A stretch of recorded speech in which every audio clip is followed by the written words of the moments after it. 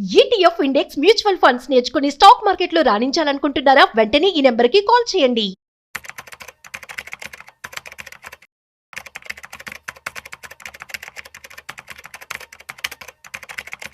పిల్లల ఎడ్యుకేషన్‌కి సంబంధించి పేరెంట్స్ అసలు వెనకాడరు. కానీ పిల్లల గ్రాడ్యుయేషన్‌కి సంబంధించి ఒకవేళ ఫారిన్ కంట్రీస్ పంపించాలన్నా, ఎంఎస్ కోసమైనా సరే, ఇండియాలో మన ప్లేసెస్‌లో గనుక చేయించాలన్నా కూడా చాలా వరకు పేరెంట్స్ అందరూ కూడాను లోన్స్ తీసుకొని వారిని చదివిస్తూ ఉన్నారు. సో, అదే విధంగా అసలు లోన్ తీసుకోకుండా జాగ్రత్తగా ప్లాన్ చేసుకుంటూ డైరెక్ట్‌గా డబ్బులు కట్టి పేమెంట్ చేసుకోవడం ఎలాగా? అదేవిధంగా అసలు యూజువల్లీ పేరెంట్స్ చేసేటువంటి మిస్టేక్స్ ఏంటి? వీటి గురించి ఇవాళ మనం తెలుసుకోబోతున్నాం. సో, వీడియోని మిస్ అవ్వకుండా ఎండ్ వరకు చూసేయండి. సో, వీటి గురించి మనతో చెప్పడానికి ఇవాళ మనతో ఉన్నారు qualified personal financial professional Rajeshwar Reddy గారు. సో, వారి మాటల్లోనే అడిగి తెలుసుకుందాం. Hi, hello, namaste. Welcome to Suman TV. నేను మీ Rajeev Pasupuleti. So, let's start. Hi sir, namaste. Namaste అండి. ఎలా ఉన్నారు? ఫైన్ అండి. Great. Yeah! So, usually graduation కోసం పేరెంట్స్ చేస్తున్నటువంటి మిస్టేక్స్ అంటే ఏమంటారు? పిల్లల గ్రాడ్యుయేషన్ అనేది చాలా Hmm. ఇంపార్టెంట్ గోల్ అండి. అవును. ఎందుకంటే ఒక పర్టిక్యులర్ పర్సన్, ఇండివిజువల్ ఇన్వెస్టర్ తీసుకుంటే లైఫ్లో హ్మ్. ఒక 3-4 ఇంపార్టెంట్ గోల్స్ ఉంటాయి. అవునా? పిల్లల ఎడ్యుకేషన్ ఒకటి. ఎందుకంటే మనం గోల్స్ని దాన్ని ఇమీడియట్గా ఇంప్లిమెంట్ చేయాలా, లేదు దాన్ని మనం డీలే చేయొచ్చా, దాన్ని మనం డిలీట్ చేయొచ్చా, ఈ విధంగా చూసుకున్నట్టయితే చిల్డ్రన్ ఎడ్యుకేషన్ మ్యాండేటరీ గోల్. అంటే అవును. ఎందుకంటే యాజ్ ఎ పేరెంట్ మనం మినిమం రెస్పాన్సిబిలిటీ అవును. అట్లీస్ట్ ఆ గ్రాడ్యుయేషన్ అయినా చేపిస్తే ఆ తర్వాత పోస్ట్ గ్రాడ్యుయేషన్కి ఏదైనా లోన్ ఫెసిలిటీ అలాగైనా, ఎందుకంటే వాళ్ళు వర్క్ చేసుకుంటూ సంపాదించుకుంటూ తీసుకోవచ్చు అవును. ఎడ్యుకేషన్లో. హ్మ్. హ్మ్. హ్మ్. అది కాకుండా రిటైర్మెంట్ అని ఒకటి ఉంటుంది. So hmm. మ్యాండేటరీ గోల్స్లో one of the important goal అండి. ఓకే. సో ఇలాంటి గోల్ హ్మ్. ప్లాన్ చేయకపోతే హ్మ్. పానిక్ అవ్వాల్సి వస్తుంది. అంటే పిల్లలు చిన్నప్పటి నుంచే మొదలు పెట్టాలి అంటారా? చిన్నప్పటి నుంచే మొదలు పెట్టాలి. ఓకే. ఎందుకంటే చిన్నప్పటి నుంచి మొదలు పెడితే that plan will be with ease. అవును. ఆ ప్లాన్ ఈజ్ అయినప్పుడు హ్మ్. ఫీజ్ ప్లీజ్ అయిపోతుందండి. సో హ్మ్. మీ ప్లానింగ్లో ఈజ్ లేదు అని అన్నప్పుడు హ్మ్. డెఫినెట్లీ ఆ ఫీ ప్లీజ్ కాదు, ప్యానిక్ అయిపోతుంది. ఓకే. ఎందుకంటే అండి సడన్గా ఒకరోజు పిల్లలు ఇంటర్మీడియట్ అయిపోయింది, గ్రాడ్యుయేషన్ స్టేజ్లోకి వచ్చినారు. హ్మ్. సో ఒక అడ్మిషన్ లెటర్ వచ్చింది. హ్మ్. సో ఇందులో అడ్మిషన్ వచ్చింది, మీరు ఇంత కట్టాలి అని అన్నప్పుడు వెంటనే మీరు మీ బ్యాంక్ బ్యాలెన్స్ చూసుకుంటే హ్మ్. నో బాస్, టైం లేదు, సరిపోదు, హ్మ్. ఈ ఫీజు సరిపోదు అని చూసుకోవాల్సి వస్తుంది హ్మ్. ప్లాన్ చేయకపోతే. అవును. ఎందుకంటే ఆ అడ్మిషన్ లెటర్తో పాటు హ్మ్. మీకు ఒక ఎన్వెలప్ వస్తే, జస్ట్ ఇమాజిన్ అండి, హ్మ్. అంటే అడ్మిషన్ లెటర్తో పాటు మీకు ఇంకో ఎన్వెలప్ వచ్చింది, అడ్మిషన్ లెటర్లో ఎంత ఫీజు ఉందో అంత డబ్బులు ఇందులో ఉన్నాయి. ఓకే. అప్పుడు ఎలా ఉంటుందండి లైఫ్? హ్యాపీగా ఉంటుంది ఆబ్వియస్లీ. అందుకే ప్లాన్ విత్ ఈజ్ అంటున్నాం అది. ఓకే. సో మరి ప్లాన్ ఎలా చేయాలి? Yes, వాట్ వీ హ్యావ్ చెప్పండి. To do? హ్మ్. హ్మ్. సో సపోజ్ ఇప్పుడు మా దగ్గర చాలా క్లయింట్స్ ఉన్నారండి. ఎగ్జాంపుల్ మా దగ్గర కాకుండా డిఫరెంట్ ఒక ఇద్దరు క్లయింట్స్ ఉన్నారు. క్లయింట్ ఏ, క్లయింట్ బి. ఓకే. క్లయింట్ ఏ ఏం చేశాడు, ఒక 15 ఇయర్స్ ముందు నుంచే హ్మ్. గ్రాడ్యుయేషన్‌ని కాస్టింగ్, ఇప్పుడు Calculate ఫర్ చేసి ఎగ్జాంపుల్ ఇప్పుడు inflation. చూసుకుంటే అండి హ్మ్. 4 ఇయర్ గ్రాడ్యుయేషన్స్‌కి రఫ్లీ అరౌండ్ ఒక 30-40 లాక్స్ అవుతుంది. ఇక్కడ మన ఇండియాలో అయితే. ఇండియాలో గ్రాడ్యుయేషన్ నేనండి హ్మ్. 30-40 లాక్స్ దాకా ఈజీగా అవుతుంది. అవును.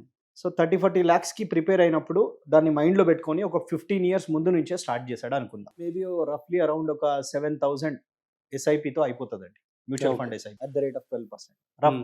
రఫ్ క్యాలిక్యులేషన్ చెప్తున్నాను. 15 ఇయర్స్‌లో. 15 ఇయర్స్‌లో. హ్మ్. అదే పర్సన్ బి హ్మ్. ఒక 5 ఇయర్స్ ముందే రియలైజ్ అయ్యి, హ్మ్. హ్మ్. హ్మ్. 5 ఇయర్స్ ముందు అంటే 2020లో రియలైజ్ అయ్యి, హ్మ్. హ్మ్. హ్మ్. అరే పిల్లల గ్రాడ్యుయేషన్ వస్తుంది అని చెప్పి స్టార్ట్ చేస్తే హ్మ్. రఫ్లీ అరౌండ్ 35-40,000 వరకు కావాలి ఓకే. మంత్లీ. హ్మ్. హ్మ్. 7-8,000 ఎక్కడ, 35-40 ఎక్కడ, అవును. Huge difference. అవును. అందుకే ఆ ముందు నుంచి ప్లాన్ చేస్తే ఆ కన్వీనియన్స్ ఉండదండి. లేదనుకోండి, ఈ నేను అన్న అడ్మిషన్ లెటర్ వచ్చిన రోజు హ్మ్. ఎయిదర్ మీ అసెట్ అయినా అమ్మాలి, హ్మ్. హ్మ్. హ్మ్. హ్మ్. ఏదో ఒక అసెట్. ఇట్ కెన్ అవును. B financial asset, it can be physical asset. Okay. Financial asset అంటే ఏంటి? ఎఫ్డీలో ఉన్న డబ్బులో, మ్యూచువల్ ఫండ్లో ఉన్న డబ్బులో, ఏదో సంథింగ్, హ్మ్. ఆర్ హ్మ్. మీ రియల్ ఎస్టేట్ ప్రాపర్టీయో, హ్మ్. హ్మ్.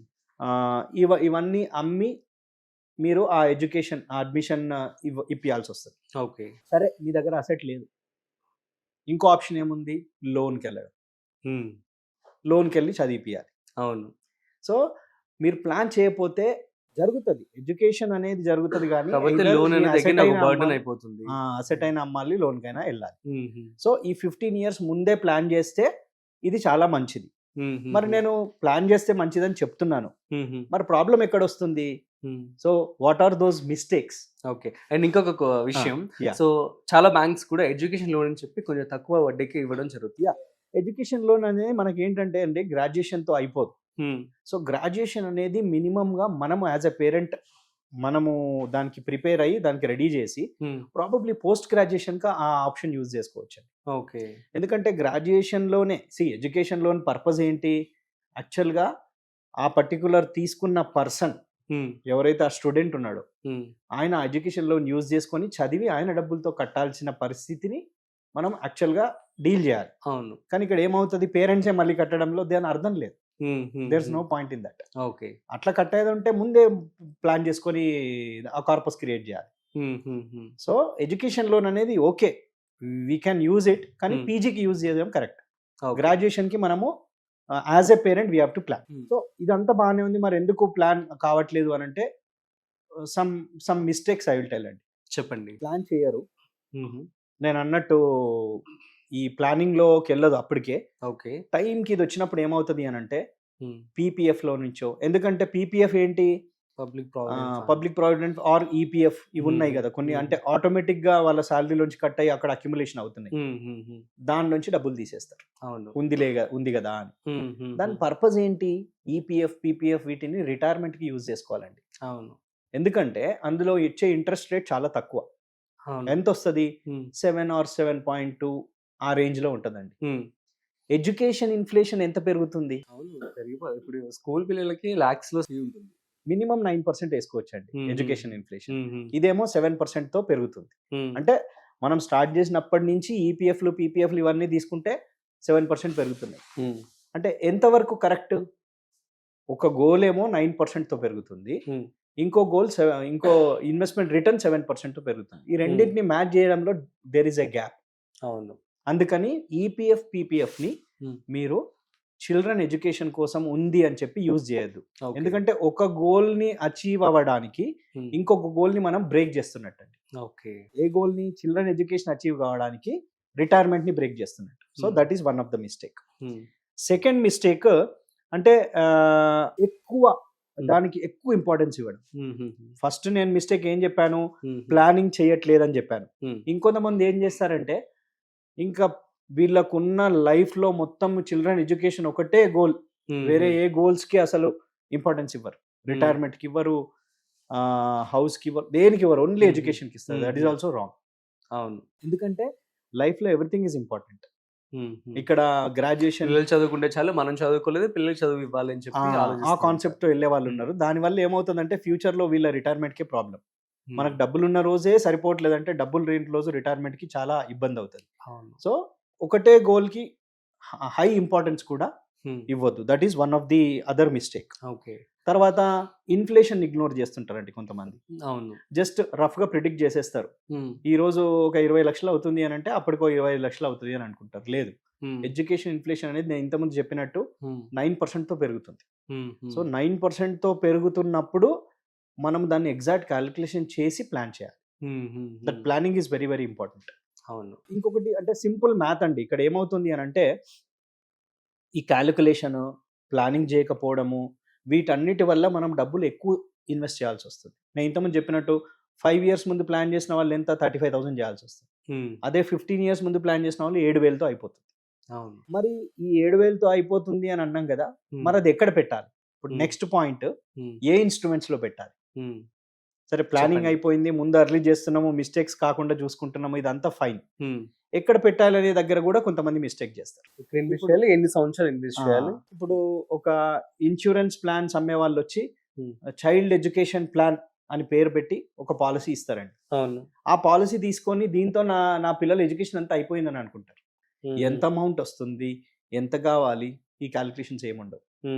ఫస్ట్ ఆఫ్ ఆల్ అలాంటి ట్రెడిషనల్ ఎడ్యుకేషన్ ప్లాన్తో ఈ పర్టికులర్ గోల్ అచీవ్ అవ్వలేమండి. ఓకే. ఎందుకంటే మన గోల్ ఎంత స్పీడ్తో రన్ అవుతుంది, ఎలా ఉరుకుతుంది, 9%తో. అవును. ఇందులో రిటర్న్స్ ఎంత వస్తాయి, 6%తో. ఎన్నాళ్ళు ఇన్వెస్ట్ చేసినా ఈ 6-9 పట్టుకోలేదు కదా, మళ్ళీ అక్కడ షార్టేజ్ అవుతుంది. అవును. సో ఈ దీనికి ఎక్కడ ఇన్వెస్ట్ చేయాలి అని అంటే మీ గోల్ ఎంత స్పీడ్తో పెరుగుతుందో అంతకంటే స్పీడ్తో పెరిగే ఇన్స్ట్రుమెంట్లోకి వెళ్ళాలి. ఓకే. వెళ్ళాలంటే ఎక్కడికి వెళ్ళాలి? Mutual funds. ఈక్విటీ. ఈక్విటీ అంటే మళ్ళీ స్టాక్స్ మనము కంపెనీస్ని సెలెక్ట్ చేయడం ఇక్కడ ప్రాబ్లం అవుతుంది కాబట్టి మ్యూచువల్ ఫండ్ సిప్కి వెళ్తే కంఫర్టబుల్గా కన్వీనియంట్గా మనకు ఆ అడ్మిషన్ లెటర్ వచ్చిన రోజు మన పోర్ట్ఫోలియో చూసుకుంటే దీనికి సరిపడా ఎగ్జాక్ట్ అమౌంట్ అక్కడ ఉంటుందండి.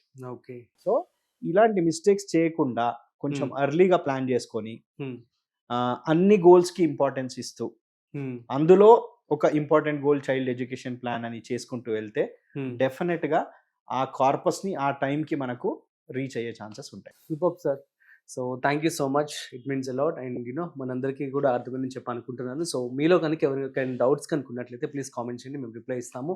That's it. సో మరొక ఇంట్రెస్టింగ్ కాంటెంట్తో మళ్ళీ కలుద్దాం. అంతవరకు చూస్తూనే ఉండండి Suman TV. This is Rajeev signing off. Video నచ్చినట్లయితే like, share and subscribe. Thanks for watching.